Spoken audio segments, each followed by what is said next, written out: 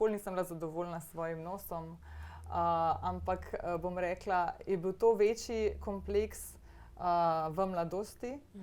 Nekako potem, ko pa odraščaš, ko se ti življenje ureja po svoje, ko sem kljub takemu groznemu nosu spoznala moža, ki se je zaljubil v ta nos, sem potem to v bistvu zdaj sprejela in nimam potrebe, da bi ga popravljala. Moja zgodba je vseeno drugačna, ker sem šla skozi raka in mogoče nisem ona tipična ženska, ki ne bi hotela povedati svojih let, ki bi gledala gubice, joj, tle imam zdaj nove gubice. Pač jaz to res tako jemljem kot dar, tako hvala Bogu, da imam gube, ker če jih bom veliko imela, to pomeni, da bom veliko časa živela. Saj obraz je zdaj povsod izpostavljen, ker naenkrat ga vidi milijone ljudi, a ne?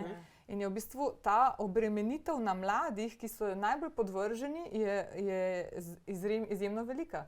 In mlade punce želijo izgledati kot njihove zvezdnice, po katerih se zgledujejo. Zato lahko pride tudi do pretirane, bom rekla, uporabe, pretiranega ukvarjanja z videzom. Avgust ima 31 dni in potem smo vsak dan z otroki prebirali pregovore, a ne. In pol najdeš pregovor 11:22, a ne, prav zlato broček v prašičjem rilcu je lepa ženska brez okusa. Dobesedno sem zdaj povedala. Lepa ženska. In mi je bilo tako smešno, tako, pa lej, a ne, mogoče pa vseeno Bogu pomembno, ne, da imamo nek okus.